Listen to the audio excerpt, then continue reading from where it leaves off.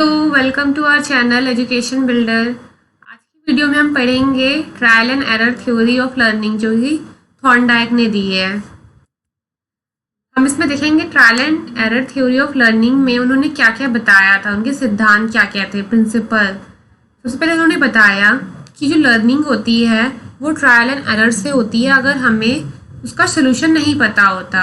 According to Thorndike, learning takes place by trial and error. Some people call it learning by selection of the successful variant। मतलब हमें कोई भी solution के पास जाना है और हमें उस प्रॉब्लम का सॉल्यूशन नहीं पता है, तो हम उसमें क्या करेंगे, ट्रायल और एरर का मेथड यूज़ करेंगे। मतलब कोई भी चीज़ लगाएंगे, कोई भी मेथड लगाएंगे जिससे वो सॉल्व हो जाए और फिर लास्ट में बार बार प्रैक्टिस करने से हमारे पास कोई ना कोई सॉल्यूशन आ जाएगा। तो इन्होंने यही बताया ट्रायल एंड एरर थ्योरी। मतलब बच्चा जो भी याद करता है वो ट्रायल एंड एरर से याद कर रहा है, वो बार बार ट्राई कर रहा है, उसमें गलतियां निकल रही हैं, फिर उन्हीं में से कोई एक नई या कोई एक ट्रायल में उसका सोल्यूशन उसे मिल जा रहा है। दस in trial and error method the learner makes random activities and finally reaches the goal. मतलब जो लर्नर है वो बार बार रैंडम एक्टिविटीज कर रहा है जिसके बाद फाइनली वो एक अपने गोल को पा लेता है। और learning takes place because of formation of bond और connection between stimulus and response. इन्होंने ये भी बताया कि स्टिमुलस एंड रिस्पॉन्स का भी बहुत बड़ा रोल होता है। अगर हमारे पास कोई स्टिमुलस है तो हम उसका बहुत जल्दी रिस्पॉन्स देते हैं। इन्होंने जो अपने एक्सपेरिमेंट को किया था वो एक बिल्ली के ऊपर किया था। उन्होंने उसको एक ब्लॉक में बंद कर दिया था और बाहर फिश को रख दिया था। तो फिश क्या थी, उसके लिए एक स्टिमुलस की तरह थी। फिश क्या थी, जैसे ये फिगर में, तो ये जो फिश है बाहर यहाँ पे फिश रख देते हैं एक बाउल में, तो बिल्ली इसको देखती है फिश को, तो ये क्या है, ये इसका स्टिमुलस होता है। बिल्ली के लिए ये स्टिमुलस होता है, तो वो बार बार ट्रायल करती है। ये एक बॉक्स टाइप होता है जिसको अगर हम मतलब बिल्ली अगर दबाएगी तो ये खुल जाएगा दरवाजा। तो बिल्ली बार बार ट्रायल करती रहती, मतलब बार बार रैंडम बहुत सारे चीज़ों को अपनाती है जिससे दरवाज़ा खुल जाए। पर पहले क्या होता है, दरवाज़ा नहीं खुलता, उसको बार बार कुछ ना कुछ करना पड़ता है। कूदती है, इधर जाती है, दरवाजे के पास आती है, इधर करती है, फिर एक बार गलती से खुल जाता है दरवाज़ा, तो बिल्ली फिश को खा लेती। तो इससे क्या है, वो ट्रायल एंड एरर मेथड का यूज़ कर रही है। वो बार बार करती है, फिर लास्ट में उसको पता चल जाता है कि इस लूप को दबाने से ये दरवाज़ा खुल जाएगा।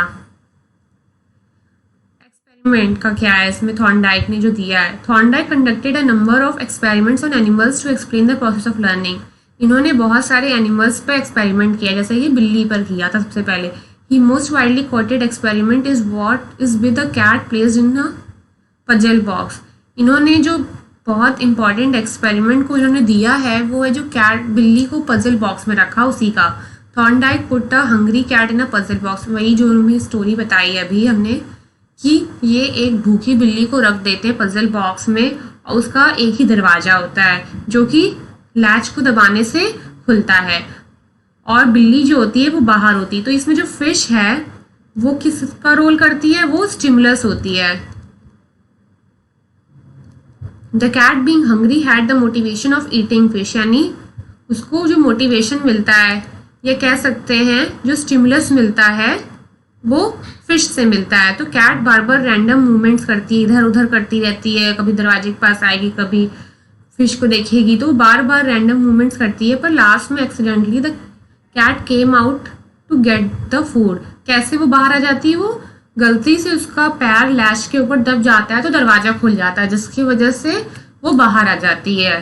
तो स्टिमुलस एंड रिस्पॉन्स, मतलब उसको जो स्टिमुलस मिल रहा है उसकी वजह से जो रिस्पॉन्स हो रहे हैं, तो उसी से लर्निंग हो रही। तो उन्होंने यही बताया है। इन्होंने अपनी थ्योरी में लॉज ऑफ लर्निंग दी है, मतलब बच्चा किस सिद्धांत से पढ़ता है, याद करता है, या देखता है, या समझता है। तो सबसे पहला क्या है, लॉ ऑफ रेडीनेस, मतलब तत्परता का नियम। अगर कोई बच्चा किसी चीज़ को पढ़ने या याद करने के लिए प्रिपेयर्ड है, या तैयार है, या तत्पर है, तो वो आराम से लर्निंग कर लेगा। मतलब अगर बच्चा तैयार ही नहीं है तो हम चाहे उस पर जितने भी एफर्ट्स कर लें वो याद नहीं करेगा। तो इन्होंने अपने सिद्धांत में यही बताया, learning takes place only when the learner is prepare to learn, यानी अगर लर्नर पहले से प्रिपेयर्ड है, अगर वो तैयार है तो लर्निंग आराम से कर लेगा। जबकि अगर हम किसी और पर एफर्ट्स करें और उसका मन नहीं है पढ़ने का, तो उससे बच्चा याद नहीं करेगा जब तक अगर उसके अंदर रेडीनेस का एबिलिटी या रेडीनेस या उसका मन नहीं है या उसका याद करने का या पढ़ने के लिए वो तैयार नहीं है। You can lead a horse to the pond, मतलब आप घोड़े को तालाब के पास तो लेके जा सकते हैं, पर आप घोड़े को पानी नहीं पिला सकते जब तक वो प्यासा ना हो। दूसरा क्या है, लॉ ऑफ एक्सरसाइज, जो ये बताता है कि रोल ऑफ प्रैक्टिस, यानी ड्रिल एंड प्रैक्टिस का बहुत बड़ा रोल होता है लर्निंग में।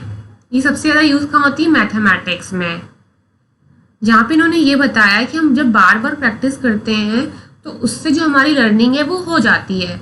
इसमें सबसे इम्पॉर्टेंट या सबसे अच्छा कोटेशन है प्रैक्टिस मेक्स मैन परफेक्ट, जो कि आपने पहले से सुनते आ रहे होंगे बचपन से, कि अगर हम किसी चीज़ को निरंतर करते रहेंगे तो आप एक दिन उस चीज़ में ज़रूर सफल हो जाएंगे। According to this law learning becomes efficient through practice और एक्सरसाइज, यानी जो लर्निंग है वो बहुत अच्छी हो जाएगी, एक दिन वो बहुत अच्छी हो जाएगी अगर हम निरंतर उस चीज़ पर प्रयास करते रहेंगे। क्या प्रयास करते रहेंगे तो हमें उस पर निश्चित सफलता मिल जाएगी। तो इन्होंने यही बताया लॉ ऑफ एक्सरसाइज में। तीसरा क्या है, लॉ ऑफ इफेक्ट। इन्होंने ये बताया अगर हम कोई चीज़ कर रहे हैं और हमें उसके लिए रिवॉर्ड मिल रहा है तो हम उस चीज़ को और भी अच्छा करेंगे अगली बार। तो इन्होंने यही बताया इफेक्ट में। It states that when a connection between stimulus and response is accompanied by satisfying state, मतलब जो स्टिमुलस एंड रिस्पॉन्स हो रहा है वो उसके बाद हमें अगर कोई एक सेटिस्फैक्शन मिल जा रहा है तो इससे हमारी जो स्ट्रेंथ है वो बढ़ जाती है।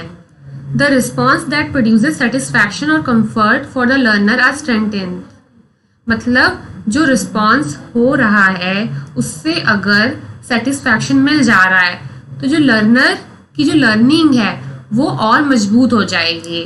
मतलब अगर स्टिमुलस हमें मिला उसके बाद जो रिस्पॉन्स है वो भी वैसा ही हो जैसा मतलब चाहिए। जैसे अगर बिल्ली को मछली चाहिए थी तो जो उसने रिस्पॉन्सेस किए उसके द्वारा अगर उसको मछली मिल जाती है तो वो उससे सेटिस्फाई हो जाएगी, तो जो उसकी लर्निंग है वो और मजबूत हो जाएगी।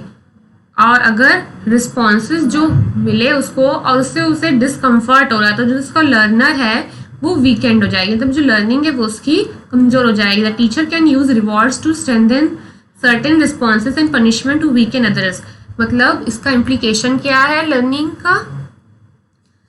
टीचर क्या करेगा, वो अगर रिवॉर्ड दे रहा है किसी चीज़ या किसी रिस्पॉन्स में तो उससे क्या होगा, मजबूत हो जाएगा, यानी स्ट्रेंथन हो जाएगी।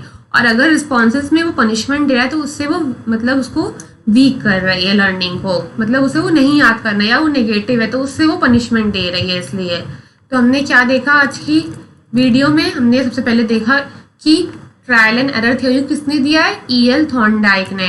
फिर हमने देखा कि इन्होंने अपनी थ्योरी में क्या क्या बताया है। इन्होंने ये बताया लर्निंग कैसे होती है, अगर हमें किसी चीज़ का प्रॉपर सोल्यूशन नहीं पता है तो हम उस चीज़ में ट्रायल एंड एरर मेथड का यूज़ करते हैं और फिर उसके बाद हम अपने गोल को पा लेते हैं रैंडम एक्टिविटीज़ करने से। इन्होंने अपना एक्सपेरिमेंट बताया जो कि इन्होंने बिल्ली पर किया, जो कि एक ब्लॉक में थी। लैश को दबाने से ये दरवाज़ा खुल जाता है और बिल्ली मछली के पास आ जाती है। यहाँ पे जो मछली होती है वो स्टिमुलस होता है और जो बिल्ली बार बार कर रही होती है वो रिस्पॉन्स होते हैं। फिर उन्होंने 3 लॉज दिए जो कि प्राइमरी लॉज है, इसमें सबसे पहला लॉ ऑफ रेडीनेस है, दूसरा है लॉ ऑफ एक्सरसाइज, तीसरा है लॉ ऑफ इफेक्ट। अगर आपको वीडियो पसंद आई हो तो लाइक करें, शेयर करें, सब्सक्राइब करें। Thank you for watching the video.